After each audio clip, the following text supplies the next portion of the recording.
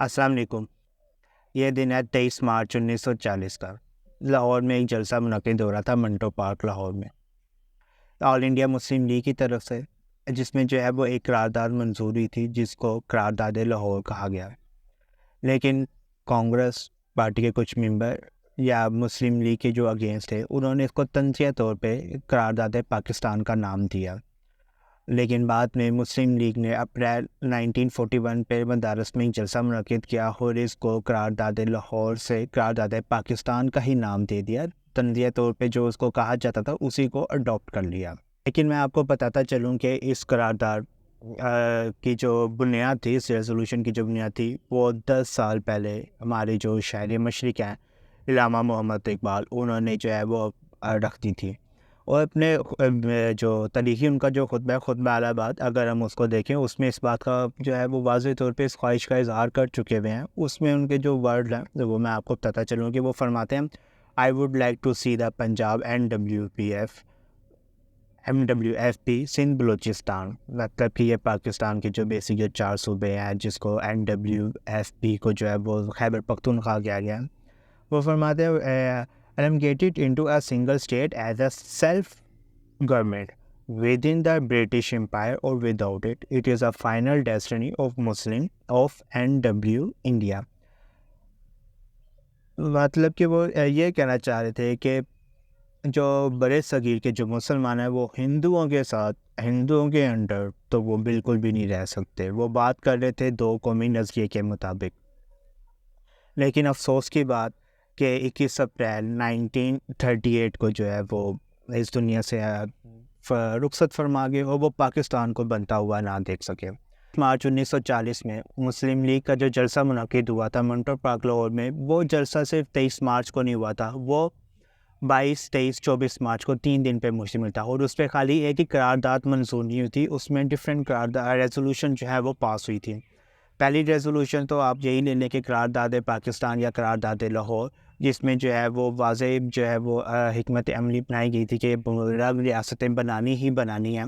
Resolution regarding the war situation, और इसमें जो है वो इस बात की रेजोल्यूशन पास हुई थी कि वर्ल्ड वार 2 के बाद जो बड़े सगीर में जो सब कॉन्टिनेंट पे जो हालात थे, उस वाले से जो मुस्लिम लीग की जो पॉलिसी होगी वो उन्होंने अपनी वाज़ेह की थी। तीसरा, उन्होंने अपना जो इंटर पार्टी इलेक्शन करवाए थे वो उन्होंने वही लाहौर के मंटो पार्क में ही करवाए थे। और एक वर्ल्ड वार 2 के बाद ओवरऑल जो वर्ल्ड में जो मुस्लिम कम्युनिटी उस वाले से भी थी, जिसमें फ़लस्तीन का भी जो है वो ज़िक्र है। अलबत्ता जो है अगर हम इसको डिटेल से इस तारीख़ को पढ़ें तो हमें ये वहाँ पे भी फ़लस्तीन का ज़िक्र बाकायदा मिलता है। तो इस बात से हम अंदाज़ा लगा सकते हैं कि पाकिस्तान का और जो फ़लस्तीन है उसका क्या रिलेशन है। इसी वाले से जो है वो कायद-ए-आज़म ने कहा था कि इसराइल जो है वो यूरोप की नाजायज़ औलाद है। अब बात करते हैं कि इसके नाम के हवाले से, कि इसका नाम रेजोल्यूशन डे है, रिपब्लिक डे है या पाकिस्तान डे है। जब 23 मार्च 1940 को जब ये रेजोल्यूशन पास आउट हुई थी तो ऑल इंडिया मुस्लिम लीग जो है वो इसे जो है वो हर साल सेलिब्रेट तो करती थी, लेकिन पाकिस्तान बनने के बाद भी जो है वो इसे सेलिब्रेट किया जाता था। लेकिन जब पार्टीशन हुई थी 1947 में, जब इंडिया अलग हुआ 15 अगस्त को, 14 अगस्त पाकिस्तान को अलग हुआ, तो इंडिया ने अपना पहला कॉन्स्टिट्यूशन जो है वो पेश किया 26 जनवरी 1950 को, और उसकी याद पे उन्होंने एक रिपब्लिक डे सेलिब्रेट किया और उस डे को उन्होंने परेड का बाकायदा इंतज़ाम किया, जो कि होती है, और खाली इंडिया या पाकिस्तान में नहीं, दुनिया के काफ़ी मुल्कों में जो है वो ये परेड का एहतमाम किया जाता है। इसी को देखते हुए जब पाकिस्तान ने अपना पहला आइन निकाला 1956 को, तो उस आइन कॉन्स्टिट्यूशन का जो दिन था वही 23 मार्च को जो है वो मखसूस किया गया, और इन दोनों जो मेगा जो इवेंट्स है उसको मर्ज कर दिया एक ही दिन के अंदर, और इस दिन को जो है वो रिपब्लिक डे के नाम से सेलिब्रेट करते रहे, और उस दिन जो है वो परेड का भी एहतमाम किया गया। लेकिन आपको जैसे कि पता है कि पाकिस्तान में इतनी डेमोक्रेसी नहीं है जितनी डिक्टेटरशिप है, तो 1958 पे पहला मार्शल लॉ लग गया जनरल अयूब खान का, और उन्होंने जो है वो इसको रिपब्लिक डे से पाकिस्तान डे कर दिया। जैसा कि हम जानते हैं कि जो रेजोल्यूशन जो पेश की गई थी 1940 को, वो शेर बंगाल मौलवी फजल हक ने की थी। लेकिन इस वाले से जो है वो ایک رائے یہ بھی پائی جاتی ہے کہ یہ جو ریزولوشن پاس کی گئی تھی یہ برٹش کے کہنے پہ کی گئی تھی، انگریزوں کے کہنے پہ کی گئی تھی، یعنی کہ پاکستان انگریزوں کے کہنے پہ بنایا گیا تھا۔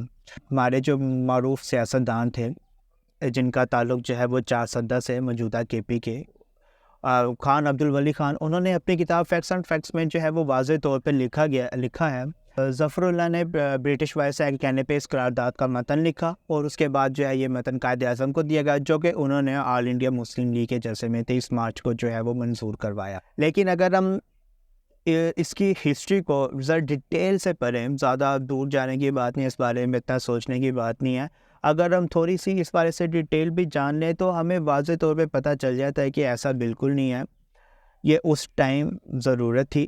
اور جیسا کہ پہلے بھی میں ایکسپلین کر چکا ہوں کہ اس کا جو ذکر ہے، اس کا جو بنیاد تھی وہ تو 1930 میں علامہ اقبال نے رکھ دی تھی، اور علامہ اقبال کی اگر نے رکھی تھی تو اس کا مطلب ہے کہ مسلمانوں میں اس ٹائم کی جو مسلمان کی جو لیڈرشپ تھی اس میں یہ سوچ پہلے ہی پائی جاتی تھی۔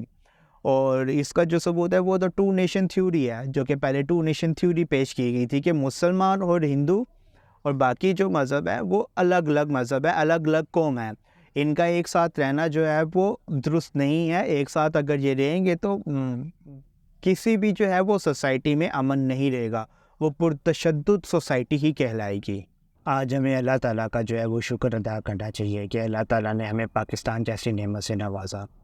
اگر یہ پاکستان نہ بنا ہوتا تو آج ہم دیکھ لیں کہ انڈیا میں مائنورٹیز کے ساتھ کیا ہو رہا ہے، وہاں کے مسلمانوں کے ساتھ کیا ہو رہا ہے۔ ابھی ریسنٹلی جو ہے وہ انہوں نے بابری مسجد کو جو ہے شہید کر کے وہاں پہ ایک مندر بنا دیا، اور سکھوں کے ساتھ کیا ہو رہا ہے، وہاں پہ سکھوں کے ابھی کچھ عرصہ پہلے ہی سکھوں کے مشہور لیڈر اس کو جو ہے وہ قتل کر دیے جاتے ہیں۔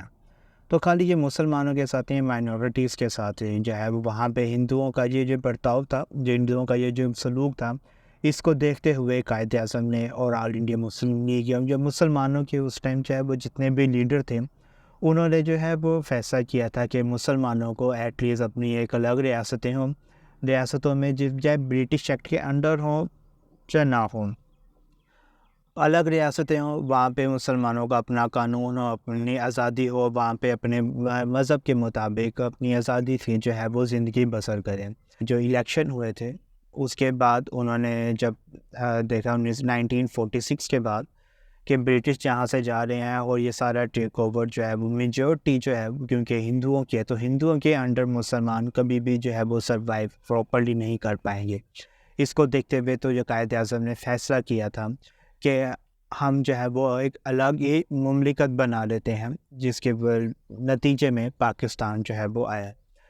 And of the discussion Pakistan کیسے بنا، کیوں بنا، کس نے بنایا، کیوں بنایا گیا، پاکستان کے حالات کیا ہیں کیا نہیں ہیں۔ اگر ہم ایز اے مسلم قرآن اور حدیث اور اللہ تعالیٰ کے بتائے ہوئے طریقوں پہ چلتے رہیں تو ہم جو ہے وہ پاکستان حاصل کرنے کا جو مقصد تھا وہ بھی پورا ہو جائے گا، پاکستان کے جو کرنٹ ایشوز ہیں وہ بھی جو ہے وہ دور ہو جائیں گے۔ اور اسی بات کا ذکر کرتے ہوئے جو ہے وہ قائد اعظم نے اپنی تقریر میں کہا تھا، آپ ملاحظہ فرمائیے۔ شکریہ۔